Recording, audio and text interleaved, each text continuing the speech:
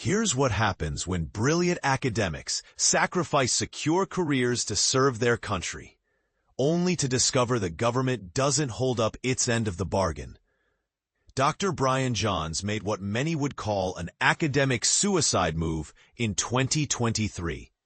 He walked away from tenure, the holy grail of university life that guarantees job security until retirement, and left his department chair position at Cornell College in Iowa. His destination? The prestigious U.S. Air Force Academy in Colorado, where he believed his engineering expertise could contribute to national defense. But here's where it gets controversial.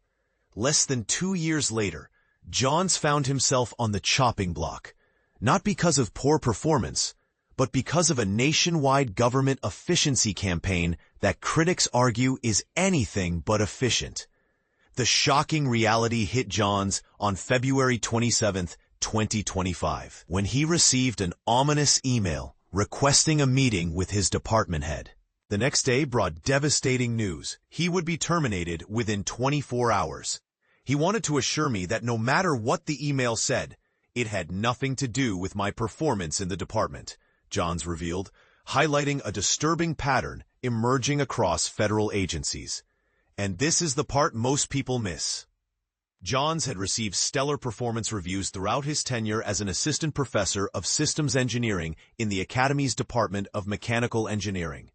Yet he was about to become another casualty in what the Trump administration and Elon Musk's Department of Government Efficiency, DOGE, have branded as necessary cuts to reduce government waste.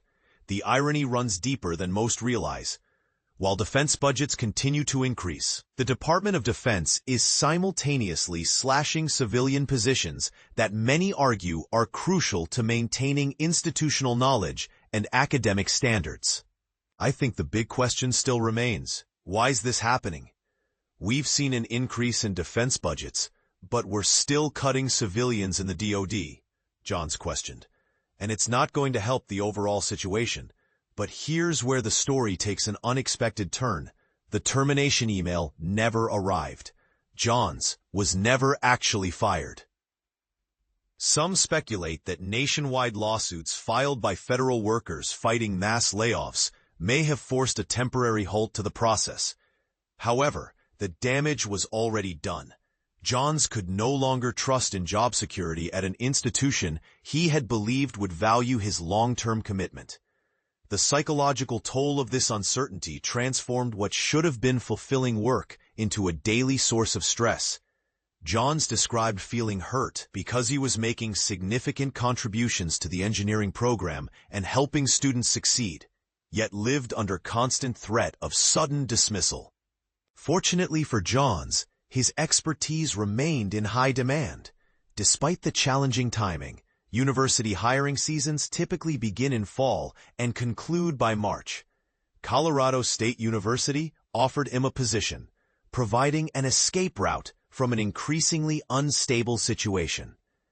However, Johns' departure represents more than just one professor's career change.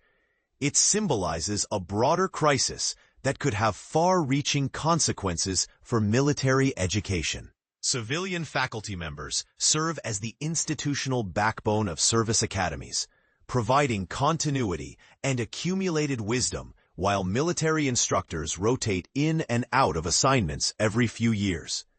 The numbers tell a sobering story. Lieutenant General Tony Bauernfeind, the Air Force Academy superintendent, confirmed that 140 civilian positions across the academy face elimination, including more than 50 faculty and administrative staff members. Many positions were already vacant due to early retirement and deferred resignation programs offered throughout the year. But here's what makes this situation particularly contentious: the challenge of replacing qualified civilian educators with military personnel.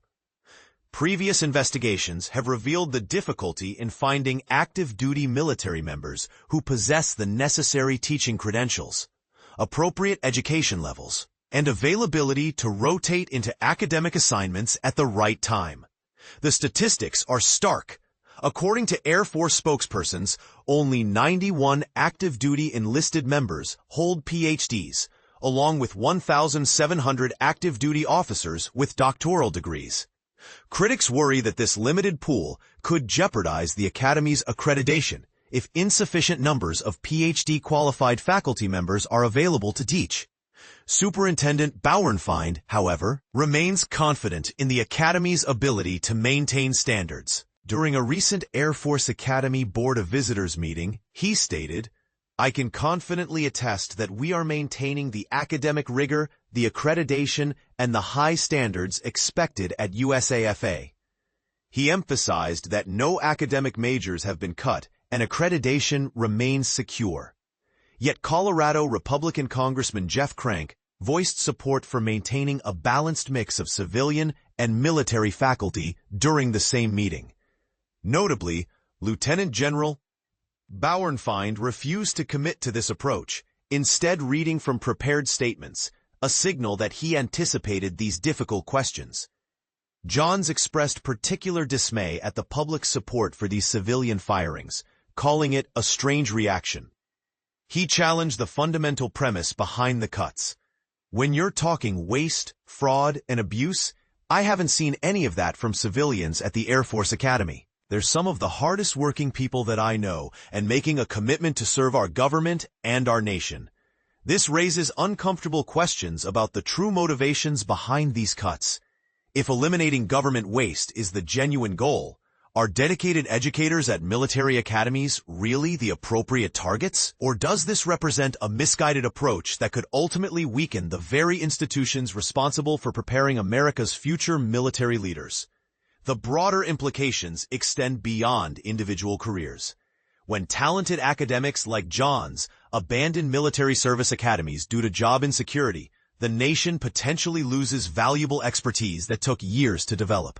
The question becomes whether short-term budget cuts justify long-term risks to educational quality and institutional knowledge. John's story illuminates a fundamental contradiction in current federal policy. Increasing defense spending while simultaneously dismantling the civilian expertise that supports military education. This approach may satisfy political rhetoric about government efficiency, but it could prove counterproductive to actual military readiness and educational excellence. As Johns transitions to his new role at Colorado State University, his experience serves as a cautionary tale for other academics considering government service. The promise of contributing to national defense through education remains appealing, but the reality of job insecurity under shifting political priorities presents significant risks. The question facing military academies now is whether they can maintain their educational standards and institutional continuity while navigating these personnel changes. The answer will likely determine not just the quality of military education, but the preparedness of future military leaders. What do you think? Is eliminating civilian faculty positions at military academies a necessary step toward government efficiency? Or does it represent a dangerous erosion of educational quality that could compromise national security? Are we witnessing smart fiscal management or short-sighted cost-cutting that will ultimately prove more expensive in terms of military readiness? Share your thoughts. This controversy deserves robust debate from taxpayers who fund these institutions and depend on their graduates to protect our nation.